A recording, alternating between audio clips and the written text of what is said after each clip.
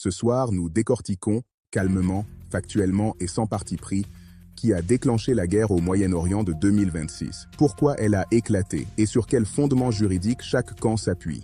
Selon les rapports les plus fiables dont nous disposons, la guerre a débuté le 28 février 2026, lorsque les États-Unis et Israël ont lancé des frappes coordonnées contre l'Iran.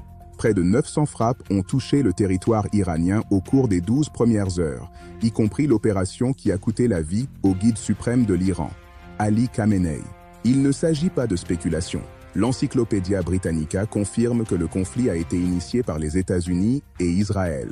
Passons maintenant à la suite. En l'espace de quelques heures, l'Iran a riposté à l'aide de centaines de missiles et de milliers de drones, présentant ces actions comme des représailles à une attaque non provoquée.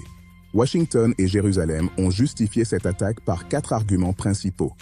Premièrement, empêcher l'Iran de développer des armes nucléaires, bien que les évaluations des services de renseignement indiquent que l'Iran ne cherchait pas à se doter de la bombe à cette époque. Deuxièmement, neutraliser les capacités balistiques croissantes de l'Iran. Troisièmement, éliminer ce qu'il qualifiait de menace existentielle posée par le régime iranien. Et quatrièmement, encourager un changement de régime à Téhéran, un objectif ouvertement affiché tant par Trump que par Netanyahou. Sur le plan stratégique, cette frappe est intervenue après des années de tensions croissantes, d'échecs des négociations sur le nucléaire et d'une perception selon laquelle l'Iran était affaibli et vulnérable. Les États-Unis ont fait valoir qu'ils agissaient dans le cadre de la légitime défense préventive, frappant l'Iran pour enrayer des menaces futures. Mais les experts en droit international rejettent cette thèse à une écrasante majorité. La guerre préventive ne repose sur aucun fondement juridique au regard de la Charte des Nations Unies. Il n'existait aucune menace imminente et l'Iran n'avait pas attaqué les États-Unis. Israël a invoqué un raisonnement similaire. Action préventive, lutte antiterroriste et menace existentielle.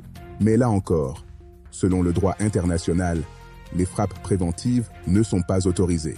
Cibler un chef d'État est considéré comme un acte d'agression, et non comme de la légitime défense.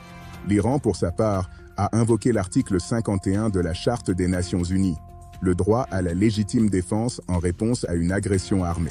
Sur le plan juridique, cet argument est bien plus solide. Un État est en droit de riposter à une attaque armée, bien que les experts débattent encore de la question de savoir si les représailles de l'Iran étaient proportionnées. À travers de multiples analyses d'experts, la conclusion est unanime.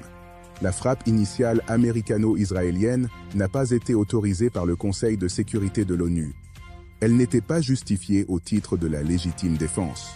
Elle ne constituait pas une action préventive au sens du droit international. Et elle pourrait constituer un crime d'agression.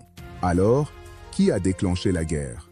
Les éléments de preuve désignent clairement les États-Unis et Israël.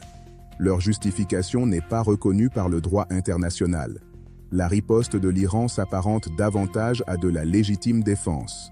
Paix sur vous.